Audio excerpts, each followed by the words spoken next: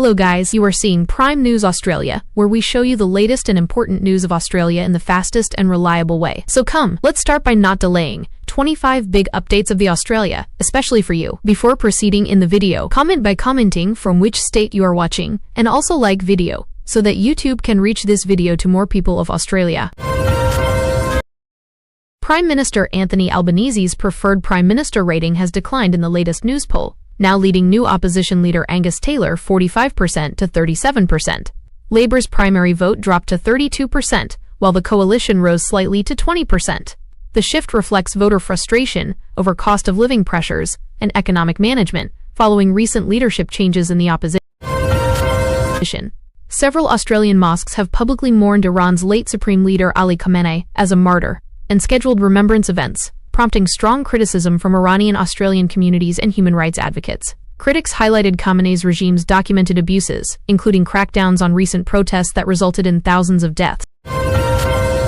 Australia has firmly ruled out any military involvement in the ongoing Iran conflict. Foreign Minister Penny Wong emphasized that Canberra is not central to Middle East issues and will not deploy troops or join operations, even as US-Israel strikes intensify and Iran retaliates with missiles. The government focuses on consular support for citizens rather than escalation. Aviation chaos continues as Middle East airspace remains closed, stranding thousands of Australians and delaying flights through hubs like Dubai. Experts warn recovery could take weeks post-de-escalation, with over 115,000 citizens affected in the region. The government urges patience while coordinating with airlines, amid fears of prolonged travel bans, impacting tourism and business returns. Prime Minister Anthony Albanese acknowledged the challenges in providing consular assistance to trapped Australians, describing the situation as highly anxious. With airspace shutdowns and active conflict zones, commercial flights offer the primary hope, but disruptions could persist for days or weeks. Fears mount in Australia over potential disruptions to fuel supplies and soaring oil prices caused by the Middle East war, including threats to the Strait of Hormuz. Despite domestic reserves, heavy reliance on imports leaves the economy vulnerable to prolonged conflict and supply chain issues. The Australian government condemned planned prayer services or memorials in some mosques for the late Ayatollah Khamenei. Senator James Patterson questioned whether such events breach laws related to the IRGC terrorist listing, calling them disturbing amid the regime's history of sponsoring terrorism. Prime Minister Anthony Albanese publicly criticized any public mourning or memorials for Ayatollah Khamenei in Australia, deeming them inappropriate during the conflict. He highlighted the regime's oppressive actions and attacks on Australian interests, urging focus on supporting affected citizens instead. Australia confirmed it will provide no military support to the US in the Iran conflict. Albanese noted the geographical distance and lack of direct involvement, stating allies do not expect Australian participation as the war widens with additional strikes and troop deployments.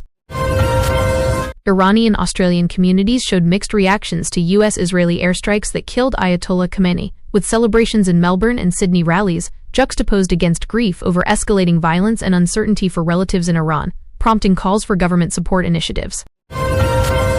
A rare total lunar eclipse, dubbed a blood moon or worm moon, becomes visible across Australia on March 3rd evening.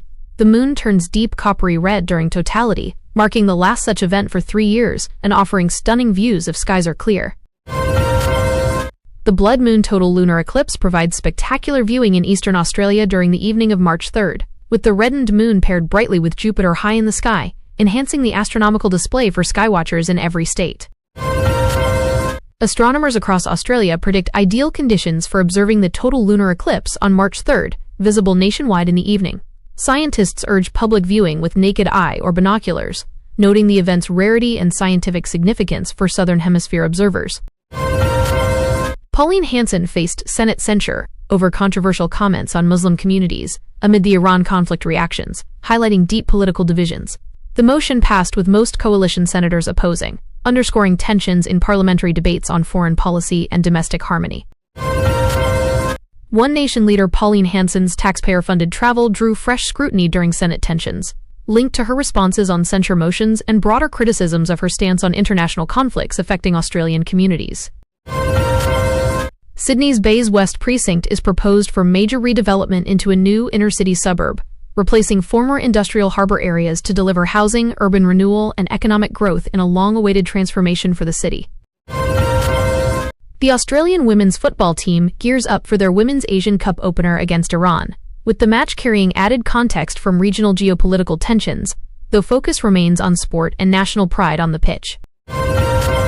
Iran suffered defeat in their opening Women's AFC Asian Cup match, drawing attention from Australian sports fans amid broader Middle East news coverage, as the tournament proceeds despite external conflicts. The Hawks AFL club plans to appeal a rough conduct suspension imposed on their star midfielder, arguing the ban is excessive and could impact team performance in the upcoming season fixtures. Singer Delta Goodrem was announced as Australia's representative at Eurovision 2026, sparking widespread excitement in entertainment circles for her potential to shine on the international stage with a new performance. Apple unveiled the iPhone 17e, set for imminent release in Australia, featuring faster processing, improved cameras, advanced AI capabilities, and fresh color variants to drive consumer interest in the tech market. Canadian Prime Minister Mark Carney arrived in Australia for key bilateral discussions, expected to cover trade, security, and global issues, despite distractions from the Middle East crisis dominating headlines. Green senators criticized major parties as three war parties during parliamentary debates on Iran's conflict, advocating for peaceful Australian positions and de-escalation rather than alignment with aggressive actions. Widespread travel chaos affects Australians, with numerous flights to and from the Middle East cancelled or delayed due to airspace issues, impacting tourism, business, and family returns amid the ongoing war. Australian media outlets provided intensive coverage of the Middle East war's early days, analyzing U.S.-Israel strikes, Iranian responses, death tolls, and potential long-term implications for regional stability and global energy. Over 115,000 Australians remain stranded in the Middle East due to widespread airspace closures from the war. The government launched an online crisis portal and is coordinating with airlines for repatriation, though Foreign Minister Penny Wong admitted large-scale evacuations are difficult amid ongoing missile threats and regional instability. Economic analysts in Australia urged close monitoring of fuel reserves and supply chains as oil markets react sharply to war escalations, with warnings of price volatility affecting households and industries. Heavy rain caused flooding and road closures in North Queensland around Townsville, stranding residents and prompting emergency responses, as local weather events contrast with national focus on international crises. Amid rising tensions in the Middle East, an Indian-made Ashok Leyland bus is trending on social media. Parked on a Dubai street, it was directly hit by Iranian missile debris during retaliatory attacks on Israel and Gulf countries. Yet, the bus remains standing with broken windows and a dent in its rear end, without catching fire or exploding. Agricultural regions face significant crop losses and infrastructure damage from the abrupt shift to heavy rain after drought-like conditions. Farmers in affected areas report devastation, with experts warning of long-term recovery challenges for rural economies.